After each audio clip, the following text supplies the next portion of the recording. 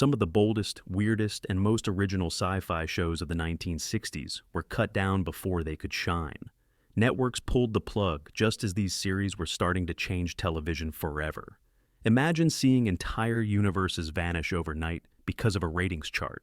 Why did it happen? Was it cost, timing, or just executives with no vision? Stick around because some of these forgotten gems are more fascinating than the ones that survived. The Outer Limits, 1963 to 1965. There is nothing ordinary about The Outer Limits. It was billed as an anthology of science fiction stories, but in reality, it was a laboratory for bold experiments in television. Every week, viewers got a strange tale drenched in Cold War paranoia, shadowy cinematography, and monsters that seemed like they had crawled right out of a fever dream. This was the show that said, "We control the horizontal, we control the vertical," and for a brief time, it really felt like it did. Debuting in 1963, The Outer Limits was ABC's answer to The Twilight Zone, but with a sharper focus on technology, aliens, and what could go wrong when science strayed too far.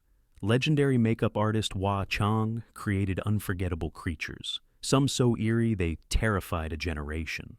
Writers explored themes like genetic engineering, artificial intelligence, and interstellar war, years before Hollywood films caught up. Yet, despite its daring imagination, the show lasted only 2 seasons, ending in 1965 after 49 episodes. Why? Poor scheduling, budget overruns, and network meddling. Episodes were shuffled around or preempted, confusing viewers. At the time, critics dismissed it as a monster of the week gimmick, failing to recognize how deep its stories actually were. Decades later, The Outer Limits is hailed as groundbreaking. Its DNA is visible in Star Trek, The X-Files, and Black Mirror. Canceled too soon? Absolutely. It was a victim of networks not understanding just how far television audiences were willing to go. Today, its eerie opening monologue still gives chills, and it leaves you wondering what incredible stories might have been told if it had lived longer. My Favorite Martian, 1963 to 1966. Imagine being a young bachelor in Los Angeles and discovering your new roommate is a Martian. That was the hook of My Favorite Martian, a sci-fi sitcom that blended everyday humor with interplanetary chaos. Ray Walston played Uncle Martin, a wise telepathic alien who crashes on Earth and hides out with Bill Bixby's curious reporter.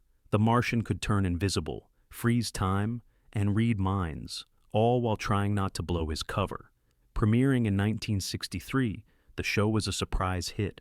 Its comedy came not from big alien invasions or laser battles, but from the absurdity of everyday life colliding with advanced Martian powers. Think of it as, I love Lucy Meets E.T., long before Spielberg. It tapped into the space race craze of the era, giving audiences a light-hearted alternative to the darker science fiction being served elsewhere. But here's the twist. After 3 seasons and nearly 100 episodes, the magic fizzled. By 1966, ratings fell, and CBS pulled the plug. The network wanted grittier dramas and faster-paced comedies, leaving Uncle Martin stranded. Fans were left hanging, with no real conclusion to Martin's Earth adventures. Looking back, My Favorite Martian was ahead of its time. It paved the way for later sitcoms like Mork and Mindy, Alf, and even Third Rock from the Sun. It proved sci-fi could be funny, family-friendly, and still thought-provoking. Today, clips are easy to find, and the show's quirky charm holds up better than most. Canceled too soon? Definitely. If given more space, pun intended, it could have evolved into something even bigger. Voyage to the Bottom of the Sea, 1964 to 1968. Before Star Trek boldly went into space, Voyage to the Bottom of the Sea took viewers deep into uncharted waters. Created by Irwin Allen, the so-called Master of Disaster, the series followed Admiral Harriman Nelson and his crew aboard the futuristic submarine Seaview. From 1964 to 1968, audiences tuned in for stories mixing Cold War tensions, giant sea monsters, and secret missions under the ocean's surface. The show started strong, with solid writing and high production values. The submarine itself was practically a character, its sleek design instantly iconic. The first season leaned into tense espionage and near-future realism, but soon the series embraced more outlandish adventures. Mutant sea creatures, aliens, and undersea volcanoes became regular guests. Some fans loved the wild turns, others rolled their eyes. But one thing's certain, it was never boring. Running for 4 seasons, it was one of the longer-lasting 1960s sci-fi series. But eventually, high costs, repetitive plots, and declining ratings sank it. By 1968, Voyage to the Bottom of the Sea was canceled, leaving behind 110 episodes that still circulate today. In hindsight, the show was a bridge between the serious military dramas of the 1950s and the colorful, monster-filled escapism that Irwin Allen would perfect in Lost in Space and Land of the Giants. Canceled too soon? Maybe not in terms of years, but yes, in terms of ambition. With more investment in writing instead of endless monster costumes, it might have gone even deeper. Still, its influence on submarine-based thrillers and even sci-fi blockbusters is undeniable. The Time Tunnel, 1966 to 1967. Time travel has always been irresistible, but in 1966, Irwin Allen gave it a weekly stage with the Time Tunnel. The premise was irresistible. 2 scientists, Tony and Doug, are trapped in a massive government experiment and bounce through history, landing in the middle of disasters from the Titanic to Pearl Harbor. The twist? They could never control where or when they'd end up. Each week was a race against fate.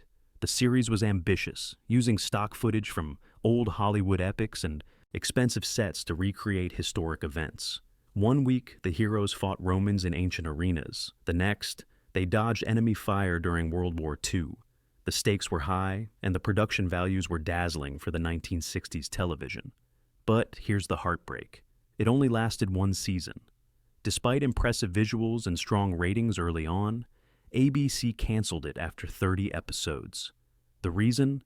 Cost. Each episode was a small movie, and the network wasn't willing to keep footing the bill. Fans never got closure on whether Tony and Doug would ever return home.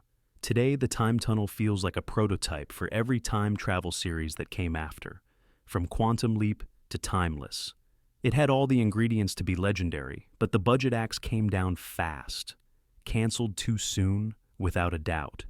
One more season could have solidified it as one of the greatest sci-fi shows of its era. Instead, it remains a dazzling what-if lost in the corridors of time. Land of the Giants, 1968 to 1970. What if your plane crashed on a planet where everything was 12 times larger than you? That was the mind-bending premise of Land of the Giants, another ambitious Irwin Allen production. Premiering in 1968, the series followed the crew and passengers of the Spindrift spacecraft after they crash-land in a world of colossal people, animals, and technology. Every episode was essentially survival horror, but with a sci-fi twist. The concept was fresh, the sets were enormous, and the special effects, giant props, oversized objects, and forced perspective were impressive for the time. Episodes showcased tense moments like characters hiding inside giant matchboxes or running from enormous cats. It was both thrilling and surreal, capturing the sense of being hopelessly small in a hostile world. But here's the catch. The show was the most expensive sci-fi series of its time. Budget pressures mounted, and ABC decided it wasn't worth the cost. After just 2 seasons and 51 episodes, Land of the Giants was grounded. Fans never saw a resolution to the crew's journey, or whether they'd ever return home. Despite its short life, Land of the Giants built a devoted following. Its visuals influenced later series and films that played with scale and perspective. Canceled too soon? Absolutely. It was a show with unlimited potential, a playground for special effects artists, and a concept that could have carried multiple seasons. Instead, it stands as one of science fiction television's grandest unfinished experiments. It's About Time, 1966 to 1967. Only in the 1960s could a network greenlight a sitcom about astronauts stuck in the Stone Age. It's About Time, created by Sherwood Schwartz of Gilligan's Island fame, launched in 1966 with a premise so bizarre it almost worked. 2 astronauts accidentally travel back through time and land, smack in the middle of prehistoric life. Their new neighbors? a tribe of cavemen trying to figure out if these strangers were gods, magicians, or just really bad hunters. The show leaned into slapstick. Cavemen puzzled over wristwatches. Astronauts tried explaining toothpaste. It was fish-out-of-water comedy with a sci-fi twist. For the first half of the season, most episodes revolved around the astronauts fumbling through life in caves, dodging dinosaurs, and attempting to invent fire all over again. Ratings were shaky, so Schwartz did something radical. He flipped the premise. Suddenly, the astronauts brought the cavemen back to the 20th century. Now the comedy was reversed, with Neanderthal families trying to adjust to modern life. But the quick pivot came too late. Audiences found the show uneven. Critics rolled their eyes, and CBS lost patience. After just one season, 26 episodes, It's About Time was canceled. Fans never got a real resolution, leaving the astronauts and cavemen hanging in mid-gag. Looking back, the show was clumsy but ambitious. It toyed with culture clash, poked fun at modern conveniences, and predicted the backwards family in the modern world, formula that the Flintstones and later sitcoms refined. Canceled too soon? Probably. With tighter writing, it could have been a cult classic. Instead, it's remembered as a fascinating misfire that proves the 1960s were willing to gamble on any idea, no matter how crazy. Captain Nice, 1967. Before Marvel ruled the box office and Batman dominated primetime, television tried something a little sillier. Enter Captain Nice, a 1967 superhero spoof created by Buck Henry, who had co-created Get Smart. The hero? A shy, nerdy police chemist named Carter Nash who accidentally develops a formula that gives him superpowers. When duty called, he'd don a homemade costume stitched by his overbearing mother. The result was one of TV's most clumsy heroes ever. Each episode followed Carter bumbling through crime fighting while trying not to embarrass himself. His powers, super strength, invulnerability, flight, were played for laughs, usually backfiring in the worst possible ways. Instead of epic battles, Captain Nice featured pratfalls, misunderstandings, and villains who looked like they'd wandered off a local stage play. The humor was broad, but it was also self-aware, poking fun at the wave of superhero mania sweeping 1960s television. Unfortunately, it was released at the exact same time as another superhero spoof, Mr. Terrific. Both premiered in January 1967, and both competed for the same niche. Neither show survived the year. Captain Nice lasted just 15 episodes before NBC canceled it, citing low ratings. Critics dismissed it as too goofy, even for a comedy. But here's the kicker. In hindsight, Captain Nice feels like a parody that arrived too early. It predicted the self-aware superhero comedies we'd get decades later in shows like The Tick, and even the modern Deadpool films. Canceled too soon? Absolutely. It might not have worked in 1967, but it was onto something. Today, surviving clips are hilariously awkward, exactly the kind of vintage weirdness that keeps retro TV fans hooked. Mr. Terrific, 1967. In a case of bad timing, CBS launched Mr. Terrific just one night before NBC's Captain Nice. The two shows were almost identical in concept. Mild-mannered everyman suddenly becomes a reluctant superhero. In this case, Stanley Beamish, a meek gas station attendant, takes a government-issued power pill that temporarily gives him super strength and the ability to fly. The problem? He was clumsy, cowardly, and the pill wore off at the worst times. The premise had potential. A reluctant hero paired with a shady government agency could have been biting satire. Instead, CBS leaned hard into slapstick. Beamish's flights often ended with him crashing into walls. His fights with villains were more awkward than epic. And while it was occasionally charming, it was never sharp enough to stand out in a crowded TV landscape. Just like Captain Nice, the series tanked in ratings. After 17 episodes, CBS pulled the plug. Critics considered it one of the weakest attempts at the superhero trend. But here's the twist. Decades later, collectors and cult TV fans rediscovered it. Its absurd premise and low-budget execution give it an oddball charm. Watching Stanley fumble his way through missions feels less like a failure and more like a time capsule of 1960s television trying to ride the superhero craze. Canceled too soon? probably not in its original form, but the idea was solid. A modern reboot with more wit could thrive today. Still, Mr. Terrific deserves a nod as part of the superhero sitcom experiment that showed networks were willing to gamble on the comic book style stories long before they became mainstream. The Invaders, 1967 to 1968. Now, here's a show that feels eerily modern. The Invaders, which ran on ABC from 1967 to 1968, was a sleek, paranoia-fueled sci-fi thriller about an architect named David Vincent, who discovers that aliens are secretly infiltrating Earth. The aliens looked human, but had small physical quirks, crooked fingers, strange habits that gave them away. Week after week, Vincent tried to expose their plot, but no one believed him. The show tapped into the anxieties of the Cold War. It wasn't just about aliens, it was about the fear that your neighbor, co-worker, or even your government might secretly be an enemy. The atmosphere was tense, the plots suspenseful, and the storytelling unusually dark for 1960s television. It was part science fiction, part political thriller, a rare blend that gave it a unique identity. But despite strong reviews and a passionate fan base, The Invaders lasted only 2 seasons. ABC canceled it after 43 episodes, claiming declining ratings. Some critics argued it was too grim compared to the lighter fare audiences preferred at the time. Without a proper ending, viewers were left hanging, never knowing if Vincent truly saved humanity. Decades later, The Invaders is recognized as a cult, classic influencing shows like The X-Files, V, and even Battlestar Galactica. Its themes of infiltration, paranoia, and hidden enemies remain eerily relevant. Canceled too soon? Without question.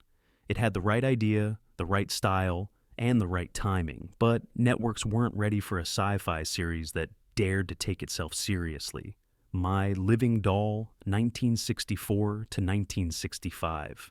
Imagine getting a new roommate and discovering she's not human. She's a highly advanced android built by the military. That was the quirky setup of My Living Doll, a short-lived CBS sitcom starring Bob Cummings as a psychiatrist tasked with keeping tabs on Rhoda, a lifelike robot played by Julie Newmar. Her mission? To learn how to be the perfect woman. His mission? To keep her identity a secret from the world. The show blended light comedy with futuristic ideas. Rhoda could mimic human behavior, but often took things literally, creating chaos in everyday situations. She'd misunderstand slang, overanalyze social interactions, or reveal her robotic strength at the worst possible times. Julie Newmar brought a charming mix of innocence and sly wit to the role, turning what could have been a flat gimmick into something oddly endearing.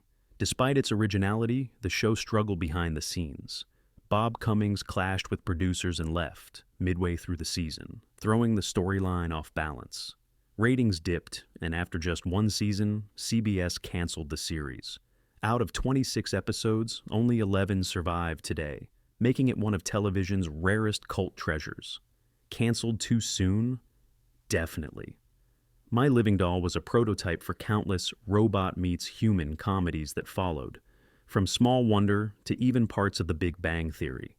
With tighter production and more consistent writing, it could have been a classic. Instead, it's remembered as a curious experiment, a glimpse at how 1960s television tried to imagine the future of artificial intelligence with humor and charm. The Man from UNCLE, 1964 to 1968.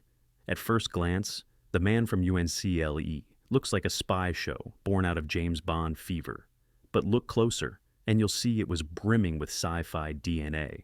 From futuristic gadgets to surreal villains with near-supernatural schemes, the show blended espionage with wild pulp science fiction.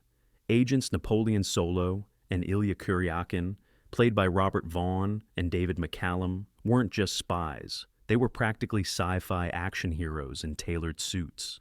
Launched in 1964, the series became a cultural phenomenon. It gave teenagers their own version of Bond, but with stranger, more experimental stories. One week they'd stop a doomsday laser, the next they'd face a mind control machine. It wasn't just Cold War paranoia, it was Cold War paranoia cranked up with ray guns. But by its 4th season, network meddling and tonal shifts began to unravel it. In an attempt to chase Batman's campy success, NBC made it sillier. Fans didn't buy it. Ratings slipped, and by 1968, the series was gone. Just like that, one of the boldest sci-fi shows of the decade was canceled. Canceled too soon? Absolutely. The Man from UNCLE still had legs, and its influence lingers in everything from Austin Powers to Mission Impossible. It proved that spies and sci-fi weren't opposites, they were perfect partners. The Girl from UNCLE, 1966 to 1967. If The Man from UNCLE was the stylish older brother, The Girl from UNCLE was its flashy younger sister. Premiering in 1966, it starred Stephanie Powers as April Dancer, one of the first female leads in a network spy-fi series. With her partner Mark Slate, she took on villains with futuristic weapons, bizarre plots, and all the over-the-top flair 1960s television could muster. The show had potential. Powers was magnetic, and the idea of a female spy hero in a sci-fi spy world was ahead of its time. The costumes were bold, the gadgets creative, and the tone lighthearted. But critics weren't kind, dismissing it as a weaker clone of the original. After just one season, NBC canceled it. Fans were frustrated, not because it was perfect, but because it had potential. With better writing and a bit more grit, it could have blossomed into something groundbreaking. Canceled too soon? Without a doubt. The Girl from UNCLE was a rare chance for a female-led sci-fi adventure in the 1960s. Its cancellation left a gap that wouldn't be filled for decades. The Green Hornet, 1966 to 1967. When The Green Hornet hit TV screens in 1966, audiences expected another Batman-style caper. What they got instead was something moodier, darker, and loaded with sci-fi gadgetry. Van Williams played newspaper publisher Britt Reed, who moonlighted as the masked vigilante Green Hornet. But the real star, his sidekick Kato, played by none other than Bruce Lee. The Hornet's sleek car, the Black Beauty, was stuffed with futuristic tech, rockets, gas guns, and surveillance gadgets that felt straight out of science fiction. Storylines leaned on crime fighting, but the sci-fi flourishes set it apart. Bruce Lee's lightning-fast martial arts also introduced American audiences to a style of action they'd never seen before. Despite its innovation, ABC canceled it after just one season, 26 episodes. Why? Ratings lagged behind Batman, and the network didn't see the point of keeping a serious superhero show alive when campy antics were selling better. Canceled too soon? More than any other on this list. The Green Hornet had all the makings of a hit franchise, but it was cut off just as it was finding its identity. Today it's remembered mostly for Bruce Lee's breakout role, proof that sometimes cancellation doesn't kill a legend. Journey to the Unknown, 1968 to 1969. Journey to the Unknown is one of those titles that makes hardcore sci-fi fans lean forward. Co-produced by Britain's Hammer Films and ABC, it was an anthology series with eerie, futuristic stories ranging from psychological thrillers to straight-up alien encounters. Imagine the Twilight Zone, but drenched in late 60s style, and you've got the vibe. Each episode featured different characters and standalone tales, often with a strange or unsettling twist. Plots included haunted highways, sinister experiments, and societies ruled by fear. It wasn't afraid to get weird, and that was its strength. But in America, it never found an audience. Airing on ABC from 1968 to 1969, it struggled to stand out amid more polished competitors. With only 17 episodes produced, the series vanished quickly, leaving barely a ripple in TV history. Canceled too soon? Absolutely. Journey to the Unknown could have been the British-American hybrid that bridged anthology sci-fi into the 1970s. Instead, it became one of television's most obscure gems, remembered only by collectors and fans who dig deep into forgotten archives. The New People, 1969 to 1970. In 1969, ABC tried something radically different. A sci-fi survival series about a group of college students stranded on an uninhabited island after a plane crash. The twist? The island wasn't quite empty. It had been stocked with supplies and facilities for an abandoned government experiment. Suddenly, these young castaways were tasked with building a new society from scratch. The show's title? The New People. If that sounds like Lord of the Flies with a Cold War edge, you're not wrong. Each episode tackled big themes: democracy versus dictatorship, cooperation versus selfishness, survival versus morality. Instead of focusing on adults or professionals, the show zeroed in on youth culture, making it one of the earliest network dramas to openly explore the generational tensions of the late 1960s. In that sense, it was ahead of its time. The sci-fi element came from the island itself. Leftovers from the mysterious government project hinted at hidden experiments and futuristic resources. The idea was to put these kids in a what-if scenario. What if society collapsed and young people had to start fresh? Would they build something better or repeat the mistakes of their parents? Unfortunately, audiences weren't ready. Premiering in 1969, the series lasted only one season, just 17 episodes, before ABC canceled it. Critics dismissed it as too heavy-handed, and ratings never took off. The abrupt end left its central questions unanswered, making it one of the great what-ifs of American sci-fi television. Canceled too soon? Absolutely. The New People was ambitious, daring, and deeply tied to the cultural moment. It might not have been flashy, but it was a rare attempt to merge youth drama with speculative science fiction. Today, surviving episodes reveal a series that tried to be both entertainment and social experiment, proof that 1960s television sometimes aimed higher than anyone gave it credit for. And there you have it, 15 bold sci-fi series from the 1960s that never got the chance to live up to their potential. Some were quirky, some were groundbreaking, and some were just plain misunderstood. But all of them remind us that television history is littered with ambitious experiments that networks gave up on too quickly. Which one do you think deserved a longer life? Drop your pick in the comments, hit subscribe, and let's keep exploring the strangest corners of TV history.